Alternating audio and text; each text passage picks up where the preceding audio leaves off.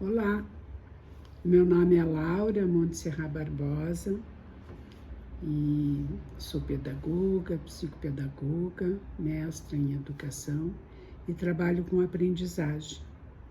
E já de alguns anos para cá, eu tenho me preocupado em fazer uma relação e a partir de pesquisas no espaço da clínica, de pesquisas comigo mesma, uma relação entre aprendizagem e arte. Aprendizagem é objeto de estudos da psicopedagogia, a área profissional na qual eu desenvolvo minha atividade, minha atividade profissional. E a arte é algo que me acompanha desde pequena, a poesia, o desenho. E de alguns anos para cá eu tenho observado que a arte tem uma relação com o processo de aprender e tenho estudado, pesquisado, me dedicado a descobrir em que áreas e que funções cerebrais ela pode desenvolver para que as pessoas aprendam mais e melhor. E eu comecei a observar isso comigo mesma, né? O meu processo atencional melhorou muito, a minha capacidade de leitura, de tempo de leitura, né?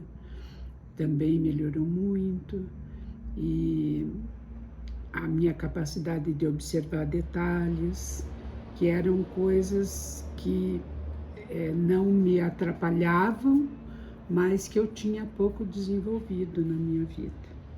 E a arte foi me ajudando. Então, esse estudo e essa pesquisa que eu tenho feito no consultório, no ateliê de artes de ladrilhos de papel, tem me ajudado a fazer essa articulação, e eu tenho desenvolvido isso nesse canal através de pequenos vídeos nos quais eu proponho algumas reflexões, né? E o trabalho de hoje tem a ver com os livros de artista que eu tenho desenvolvido, né?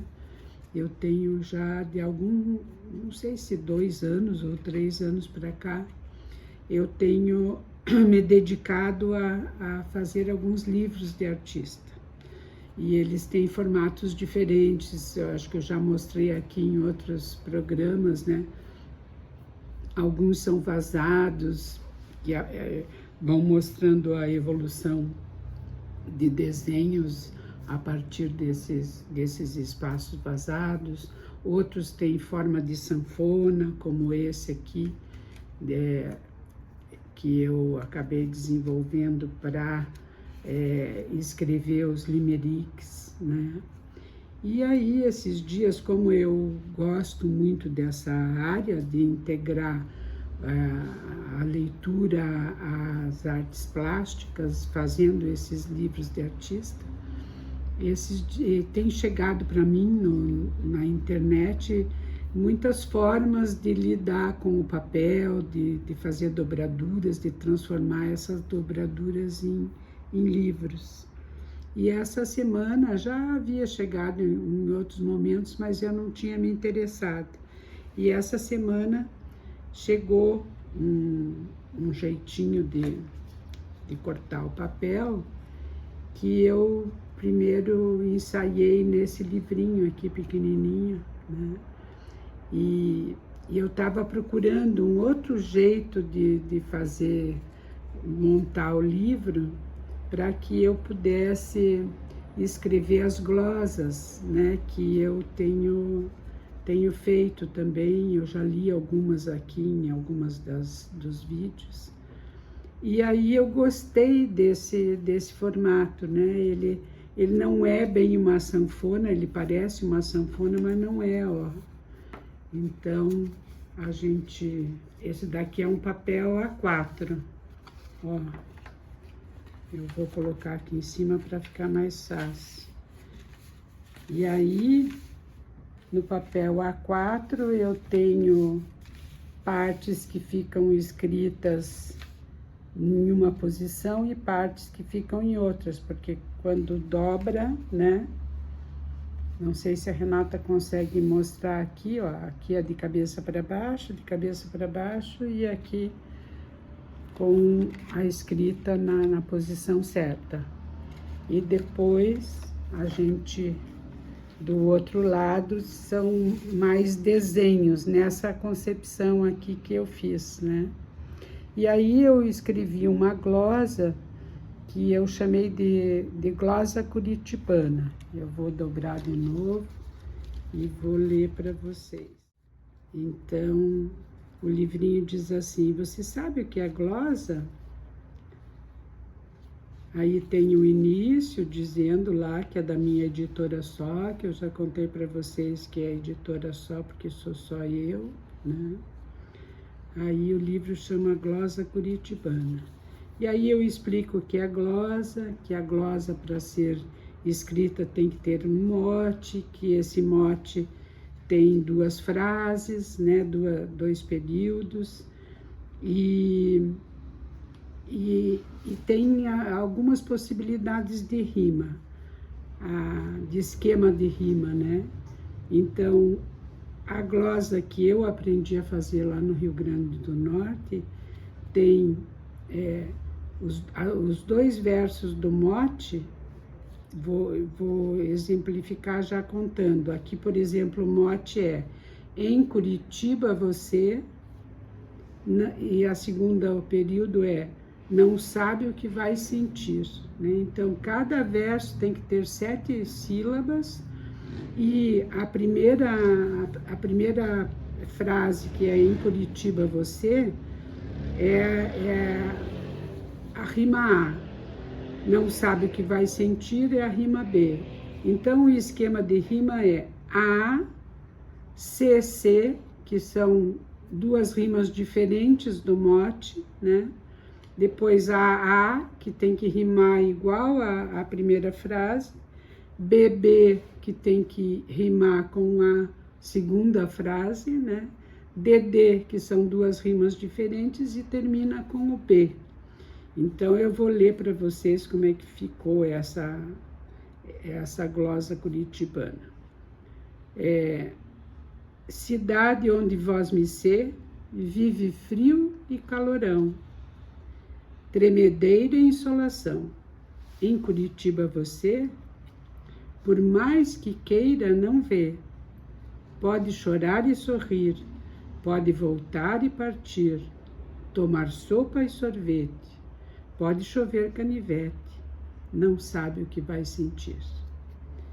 Então, eu tinha pensado em usar esse formato para escrever glosa, né? E quando for nas feiras que eu vou mostrar meu trabalho, mostrar esse outro formato para as glosas. E aí, então, peguei um papel A3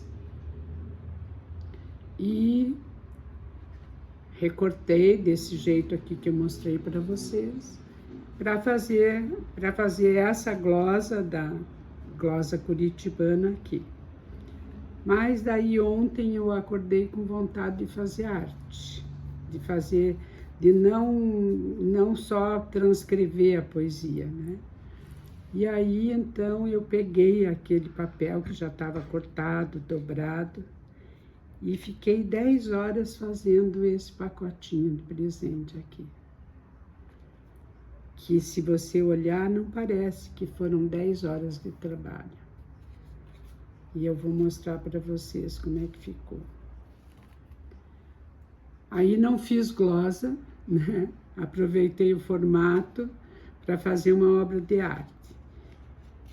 Olha como é que ela fica. Agora eu vou ler, que foi um outro poema que acabei fazendo à noite. Lua, pássaros, semeadura.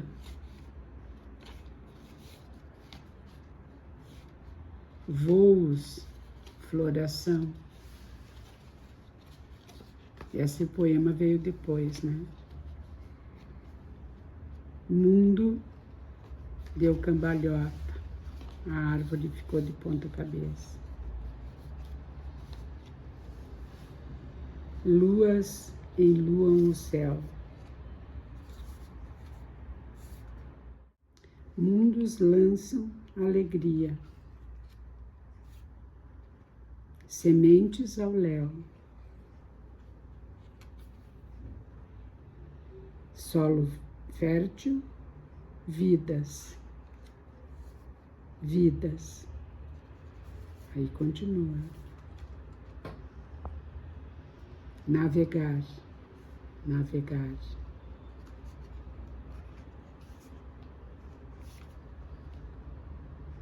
Conhecer.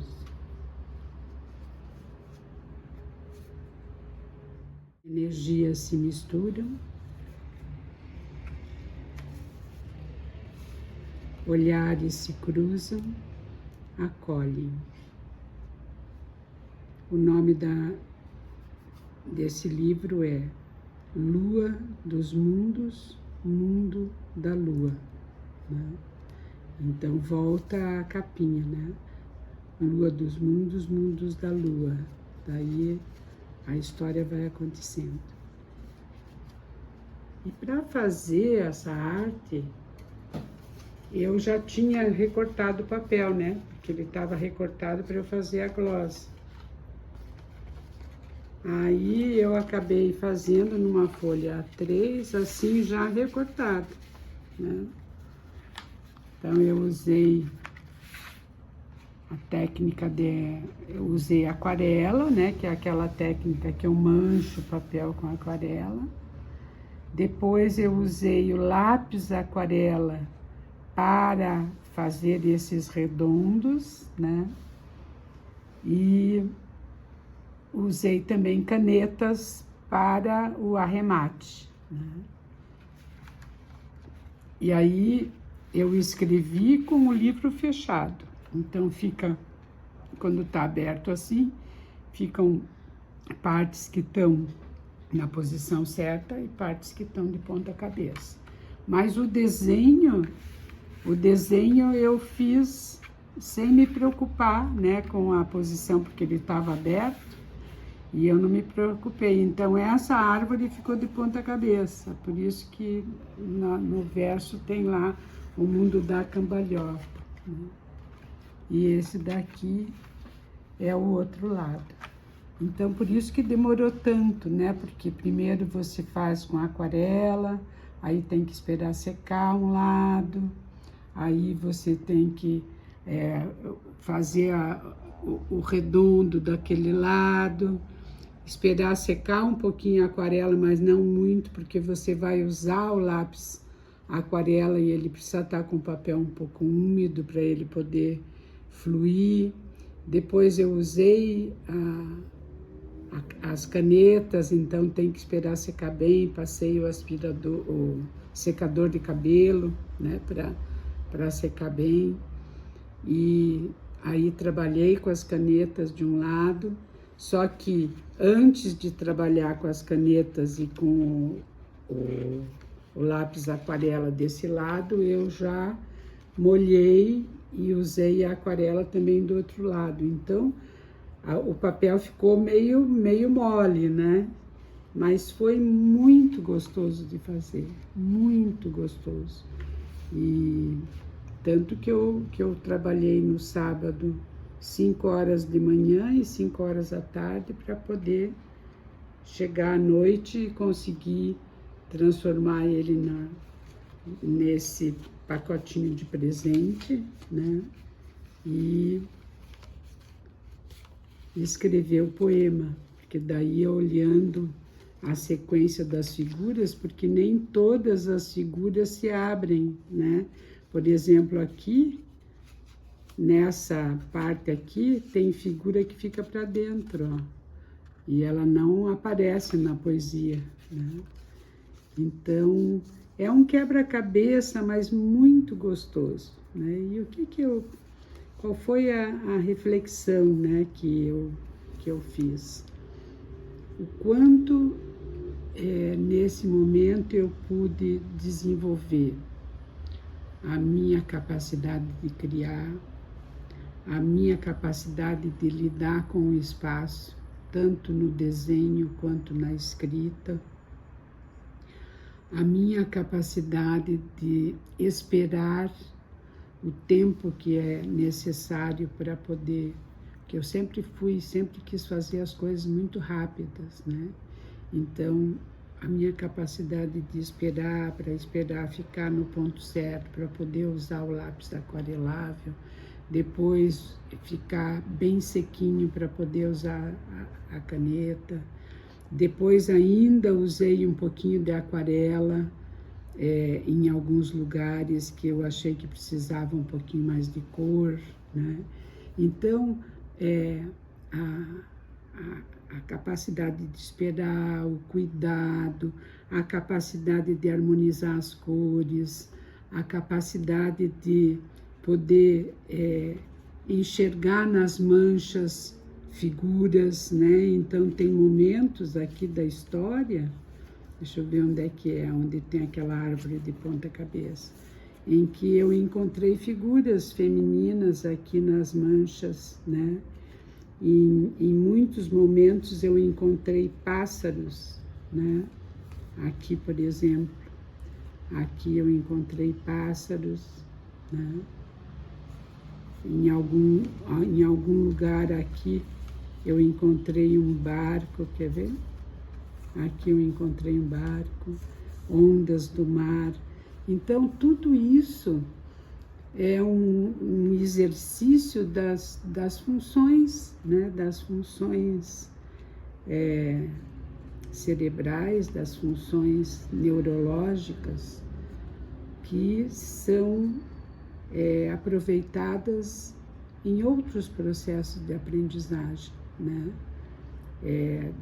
Tanto na aprendizagem social, de você poder mostrar o teu trabalho, de você poder pensar no que ele está querendo dizer, a capacidade de enxergar nas manchas outras possibilidades, a capacidade de lidar com um espaço confuso, né? E então a arte, além de nos trazer uma sensação gostosa, de prazer, de você poder mergulhar, né, nesse mundo mágico da arte, ela também desenvolve funções psicológicas superiores, né, necessárias para outros processos de aprender. Então, é isso que a gente procura fazer no ateliê de artes em ladrilhos de papel, né?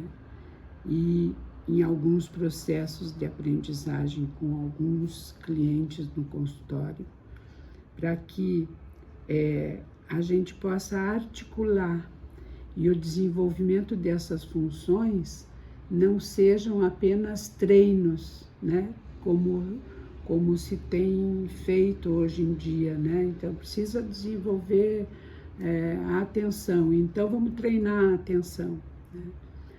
Um processo artístico, um processo criativo, ele tem essa condição também de desenvolver funções atencionais, por exemplo, ou funções que levam o sujeito a desenvolver a memória, a fazer relações e com sentido, né? Com mais significado e com a capacidade também da gente fazer uma coisa que a gente chama de meditação ativa, que é um processo de autoconhecimento.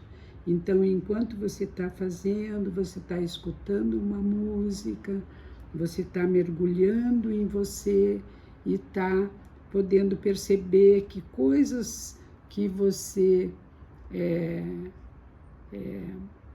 consegue perceber em você que na corrida do dia a dia a gente não percebe, né? Que coisas em que situações você já está fazendo melhor, em que situações ainda você agiu de um jeito que é comum e que faz com que o resultado não fique tão bom quanto você gostaria, né? Como você imaginou e como ficou no papel. Então, a psicopedagogia tem me proporcionado isso, e a arte também, né? Por isso que eu venho nesse canal contar para vocês algumas possibilidades, né, da gente integrar escrita, leitura, expressão de imagens, expressão de sentimentos, num processo mais completo de aprender, né? Que desenvolver funções psicológicas superiores não é treinar, é poder fazer com sentido, com significado, mergulhado inteiro naquela ação.